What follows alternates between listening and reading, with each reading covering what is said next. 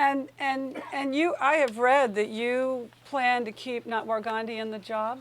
We do. Again, Natwar Gandhi's record over the past 10 years. Is that because you can't replace him? I mean, that it's hard to find somebody to take that job? It's a good question, but no, it really is because if you look at what has been done, the totality of what he's been able to accomplish, it is an amazing record, and you don't have to look to me or Councilmember Evans. Talk to the Wall Street bond rating agencies.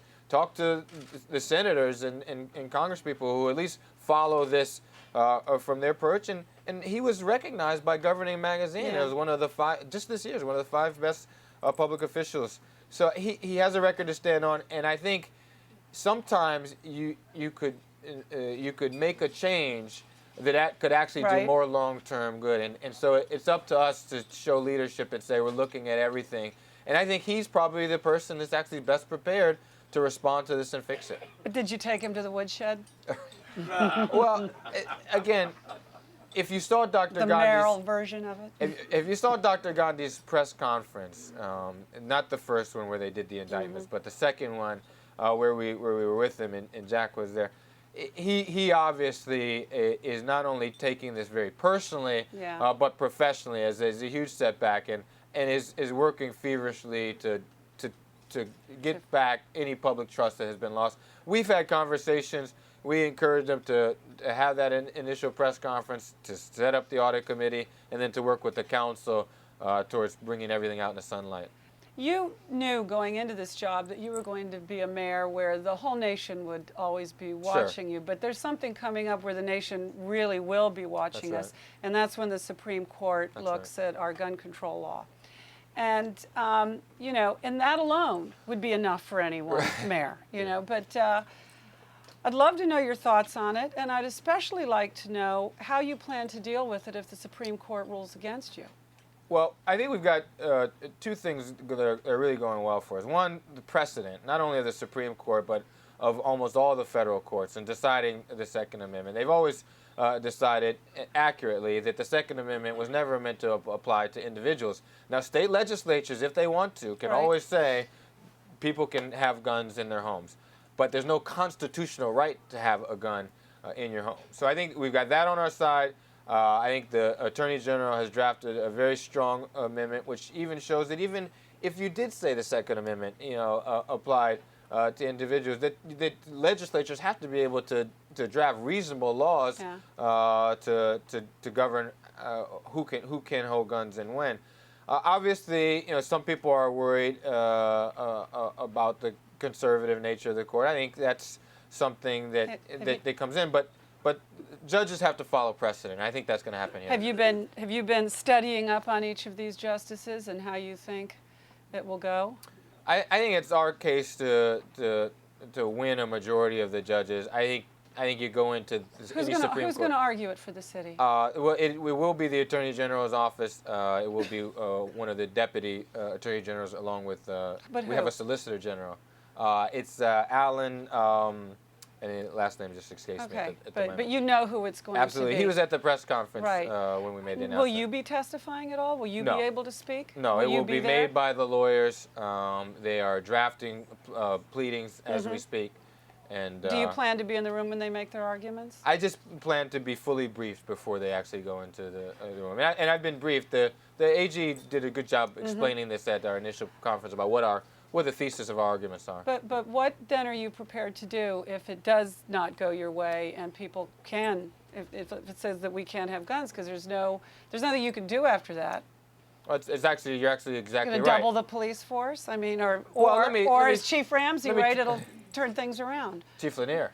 Well, no, but Chief Ramsey yesterday, the day before, said, I mean, now that he's leaving town, he said that he thinks that people should be allowed to have handguns at home, that the D.C. law is wrong. Well, here's again, it's not that the D.C. law is wrong or right. I tend to think that the more handguns in the District of Columbia, the more crime there's going to be, because they're just going to end up in the black market.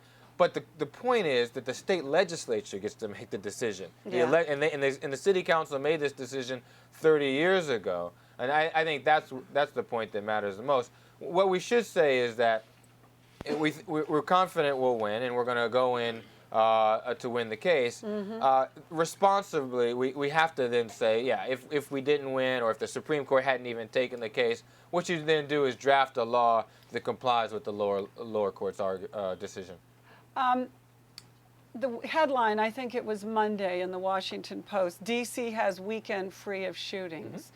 Well, I mean, it's wonderful that you had a weekend free of shootings, but you really don't want that to be the headline, do you? Well, you know? It's a low bar. I mean, you want there to be a lot of weeks of no shootings. Yeah. So why is crime up? I think it's just that last issue we touched about, and that there are too many guns in the city. It's amazing how much crime has actually gone down. When we were the murder capital of the world, we had homicides were approaching 500. Yeah. And now we'll have, I think, 4 straight years under 2, which is way too many. But I mean, it's amazing that the level of crime has gone down. And I think the handgun ban, the initiatives of my predecessor, certainly of Chief Lanier, have everything to do with it. And I think there's 2 things that need to be done to kind of just drop them all the way down. One, I really do think that we need to get rid of the guns on the streets. And we are going to come forward with a kind of a comprehensive strategy towards, do you think that's really eliminating possible? crimes. Absolutely, absolutely. And the second thing I think we have to do is to help get people out of the circumstances that are leading into all this violence, and that's the education. That goes back and the to education and healthcare. It really does. I mean, there's just too many very young people, not even just teenagers, but 25-year-olds who are just involved in a lifestyle that they should have never gotten into in the first place. And we start getting rid of that when we fix the schools, when we get jobs for people, when we provide better services.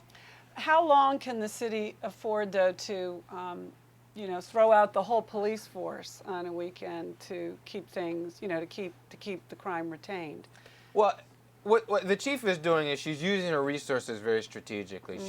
She's putting all the officers out as frequently as possible without draining the budget or lowering the morale of the police department. She's using the academy very strategically, and people have been appreciative of it. And she should be recognized in any instance where crime goes down, even if it's for a brief period, for doing a great job, because it's a tough job.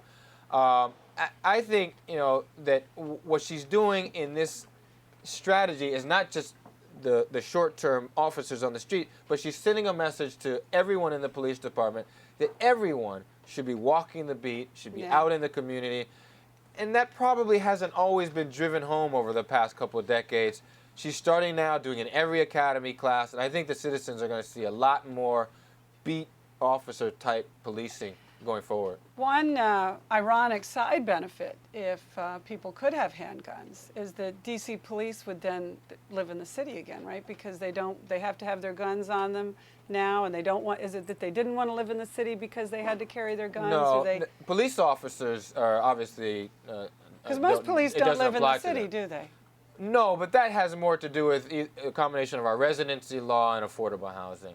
Officers can carry a gun anytime, anywhere. And in fact, retired officers. Wouldn't you love to see the whole city government live in the city? Yes.